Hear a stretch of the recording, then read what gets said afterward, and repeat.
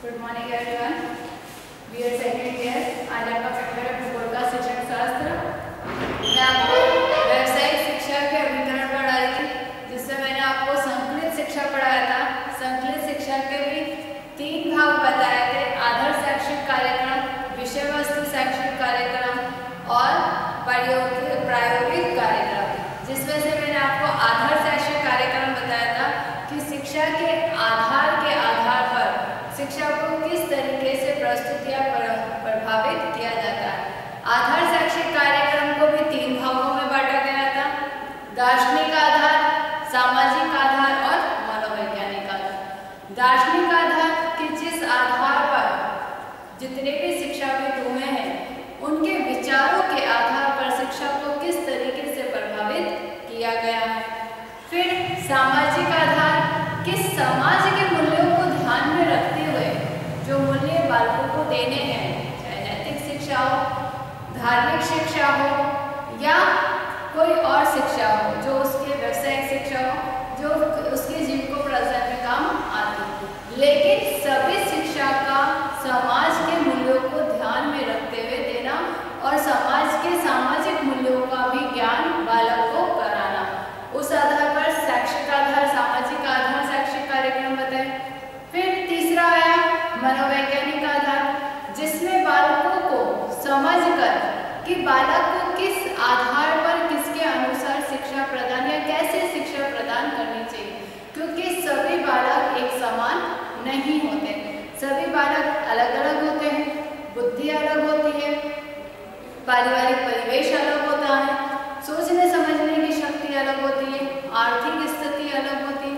तो बालक को समझते हुए, उसकी आवश्यकताओं को समझते हुए किस तरीके से एक अध्यापक शिक्षा प्रदान कर सकता है या करना चाहिए, करनी चाहिए, जिससे बालक में हम ये कह सकते हैं कि बालक को हम हर तरीके से शिक्षित कर सकें।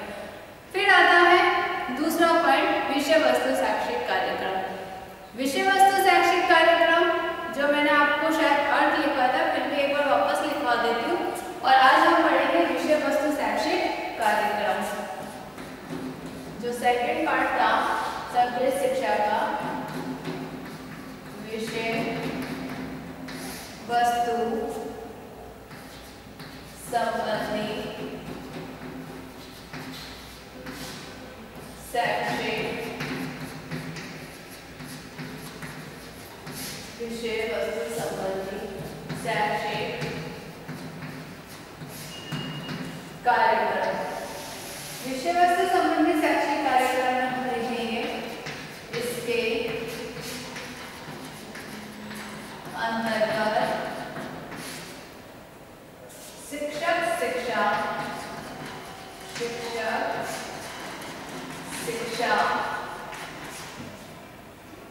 से संबंधित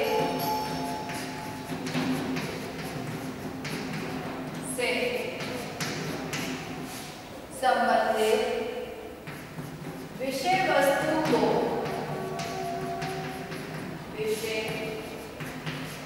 वस्तु को छात्र के समक्ष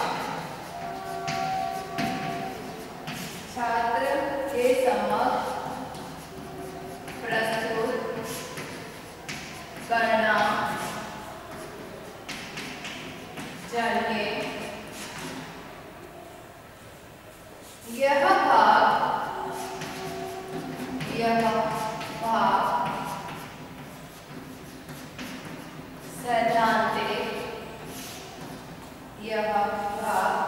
सैद्धांतिक ज्ञान से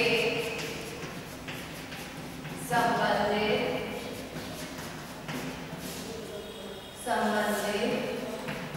होता है। इस सोपान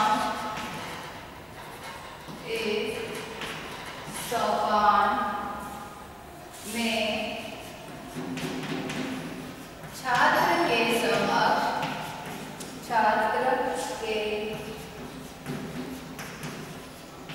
समक्ष विभिन्न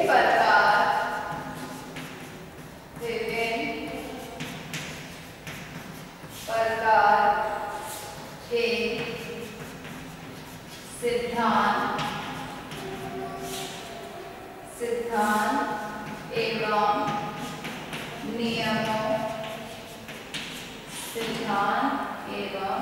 नियमों का ज्ञान प्रस्तुत किया जाता है,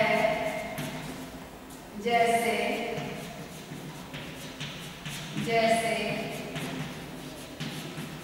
अधिगम के सिद्धांत, अधिगम के नियम व अधिगम का स्थानांतरण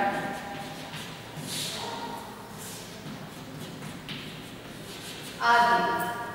विषय वस्तु संबंधी शैक्षिक कार्यक्रम, इसके अंतर्गत शिक्षक शिक्षा संबंधित विषय वस्तु को छात्रों के समक्ष प्रस्तुत करना चाहिए। यह भाग सैद्धांतिक ज्ञान से संबंधित होता है।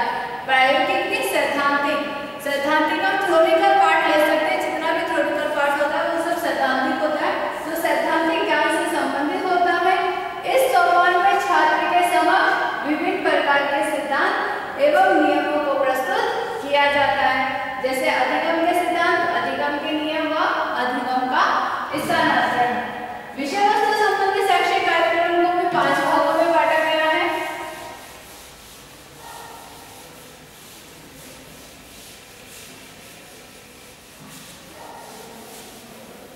विषय वस्तु संबंधी शैक्षिक कार्यक्रम को कितने भागों में बांटा गया है? 5 भागों में बांटा गया है। 5 भाग कौन कौन से हैं? पहला है शिक्षण के उद्देश्य,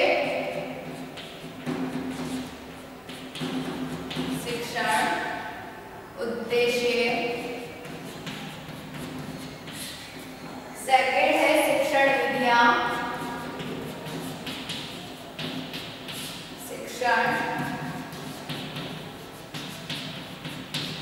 विधियां, थर्ड है कक्षा कक्ष प्रबंध,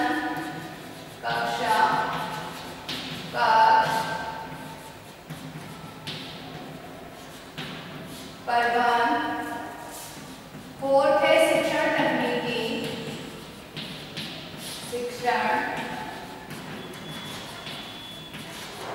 तकनीकी और फिफ्थ है निर्देशन व परामर्श, जिसमें फर्स्ट आएगा शिक्षण के उद्देश्य। शिक्षण के उद्देश्य में लिखेंगे हम प्रत्येक स्तर पर पाठ्यक्रम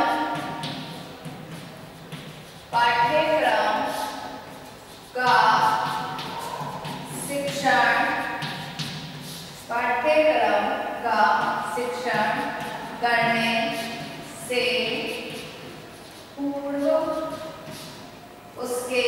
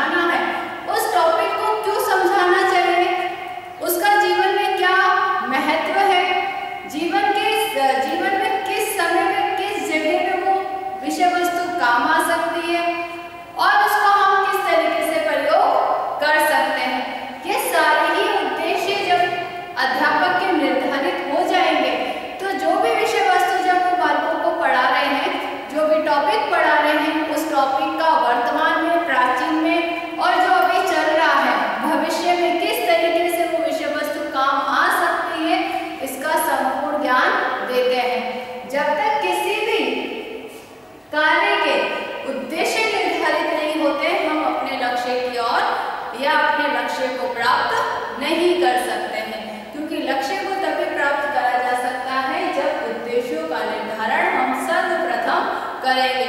जब उद्देश्य ही निर्धारित नहीं होंगे, एक रूपरेखा निर्धारित नहीं होगी किसी कार्य को करने की, तो हम उस रूपरेखा के अनुसार उस कार्य को जब नहीं करेंगे तो वो सब काम क्या हो जाता है, बिखर जाता है, फैल जाता है, समेटने में नहीं आता है और उस कार्य को समझ भी नहीं पाते हैं कि किस तरीके से इसको हमें खत्म करना है। और जब किसी भी कार्य के, चाहे शिक्षण हो चाहे अन्य कार्य हो, जब उद्देश्य निर्धारित हो जाते हैं तो उद्देश्य निर्धारित होने के बाद में, एक रूपरेखा बनने के बाद में, हम उस रूपरेखा को क्या करते हैं, फॉलो करते हैं, उसका हम अपनी दिनचर्या में समावेश कर लेते हैं और उसी आधार पर उस कार्य को करते चलते हैं। इसलिए किसी भी शिक्षण के लिए, कार्य के लिए, प्रत्येक स्तर के पाठ्यक्रम के लिए, चाहे कोई सा भी स्तर हो, प्राथमिक हो, पूर्व प्राथमिक हो, माध्यमिक हो, उच्च माध्यमिक हो, उद्देश्यों का निर्धारण करना अनिवार्य होता है। दूसरा है शिक्षण विधियां। शिक्षण विधि में हम लिखेंगे, इसमें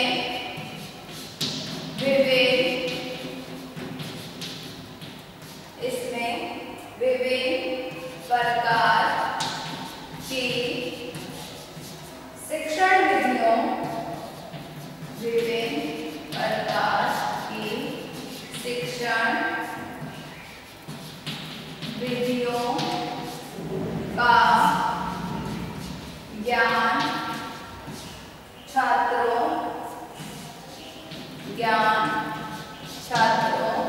को प्रदान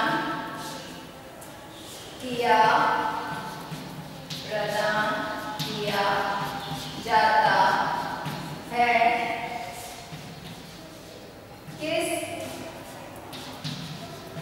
किस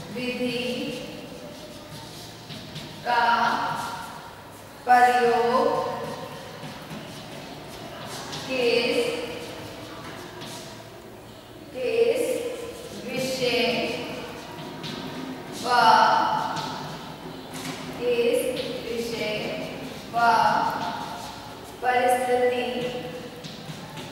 विषय व परिस्थिति में करना है, इसका ज्ञान छात्र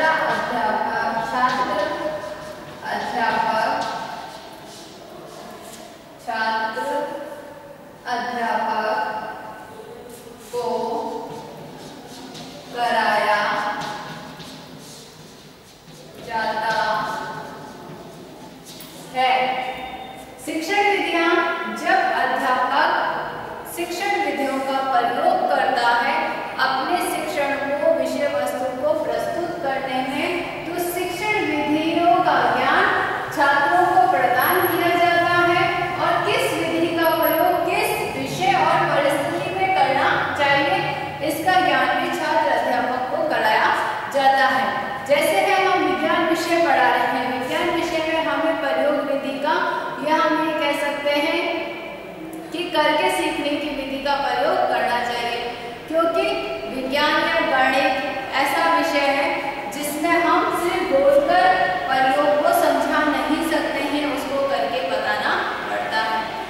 वही हिंदी है, जब हम हिंदी विषय पढ़ा रहे हैं वहाँ पर हमें कहानी विधि का, गद्य विधि का, पद्य विधि का प्रयोग करना चाहिए, कविता विधि का, और इस तरीके से किस जगह पे हमें व्याख्या करनी है और किस जगह पे हमें श्यामपट्ट का प्रयोग करना। गणित पढ़ा रहे, गणित बिना श्यामपट्ट के हम पढ़ा सकते हैं क्या? नहीं पढ़ा सकते हैं। तो विषय और परिस्थिति के अनुसार विधियों का प्रयोग करना छात्र अध्यापक को आना चाहिए और अध्यापक को भी इस तरीके से ही कार्य को सिखाना चाहिए। तीसरा है कक्षा कक्ष प्रबंधन। कक्षा कक्ष प्रबंधन में हम लिखेंगे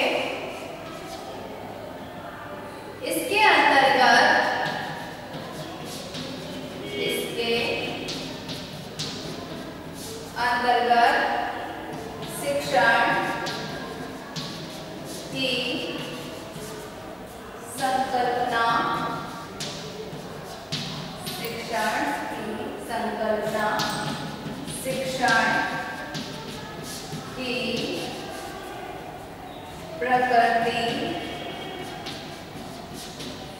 शिक्षण की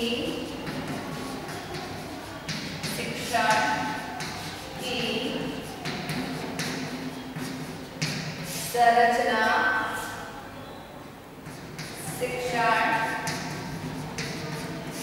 शिक्षण की पूर्व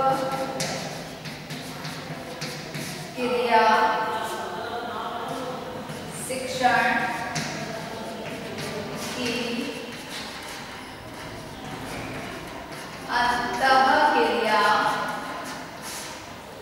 शिक्षण की अंतःक्रिया चरण शिक्षण का उत्तर क्रिया चरण शिक्षण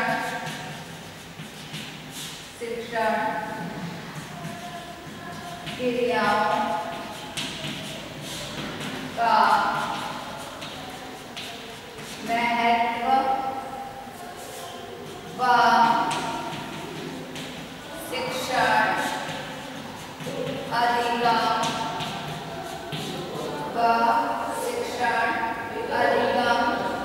आदि तथ्यों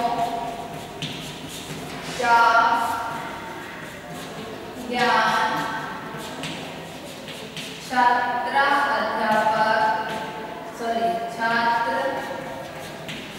अध्यापक को प्रदान किया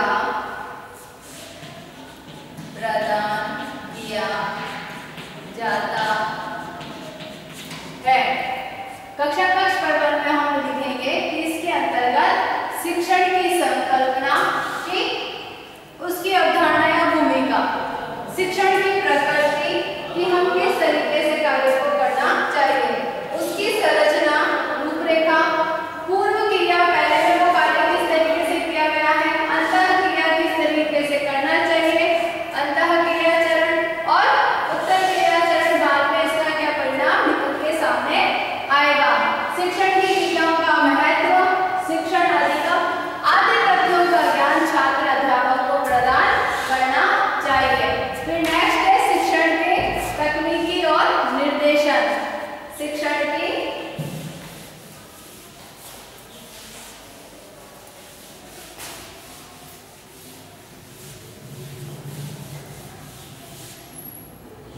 नेक्स्ट लिखेंगे शिक्षण की तकनीकी। चलो नेक्स्ट मैं कल के वीडियो में कराऊंगा आपको कि शिक्षण की तकनीकी और निर्देशन क्या होता है और शिक्षण तकनीकी और निर्देशन और परामर्श ये क्या कहा गया है। आज आपका कार्य प्रश्न है विषय वस्तु संबंधी शैक्षिक कार्यक्रमों